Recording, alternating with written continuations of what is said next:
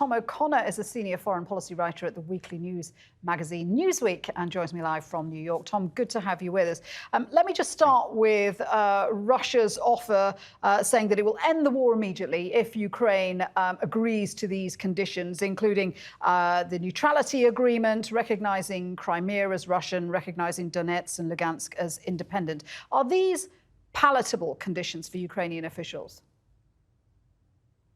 Sure. Well, I certainly don't think they're very palatable whatsoever. But in the face of a potentially protracted conflict in which Russia forcefully tries to gain its way into the cities, including the capital and other major cities that Russian forces are attempting to encircle on the ground, they may prove a way to keep the country intact still and avoid a further escalation of hostilities. Now, that escalation can come either way, either because they can't come to an agreement on those specific things, number one, or number two, this is the negotiations at this stage are still mostly theater, and Russia still has an appetite to continue this conflict. Now, I think that it's still important, no matter how much importance to ascribe to negotiations and their potential outcomes at this point, to keep an eye on these talks. I think that the idea that both parties were willing to come to the table so early on into the conflict is a positive sign that potentially there is a diplomatic solution. I think no matter what happens on the ground militarily, any end to this conflict will be predicated in some sort of diplomacy. So whether that's sooner or later, I think it still remains to be seen. But I think that these conditions are kind of already,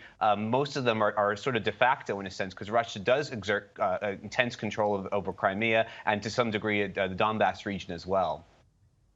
And the response so far has been a mix of diplomacy and sanctions, of course. In terms of sanctions, there's a growing pressure for a ban on Russian oil and gas imports. Given Europe's dependency on Russian oil and given the fact that, a ban will heavily affect the global oil markets, do you see a measure like that being agreed?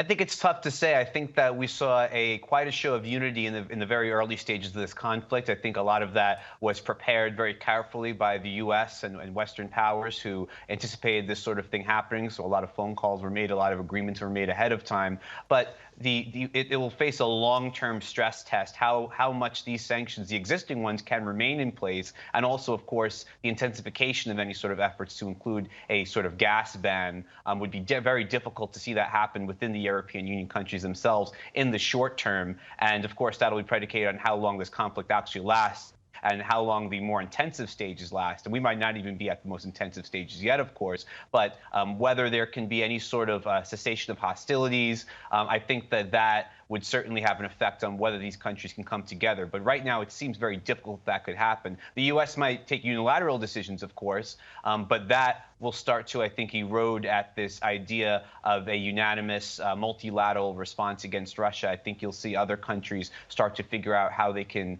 act in their own specific interests as well. Yeah, we've seen that the US is doing a deal which would enable Poland to provide Ukraine with fighter jets, and we've heard Kiev desperately wanting more support to try and protect its skies. How important would a move like this be in terms of military support?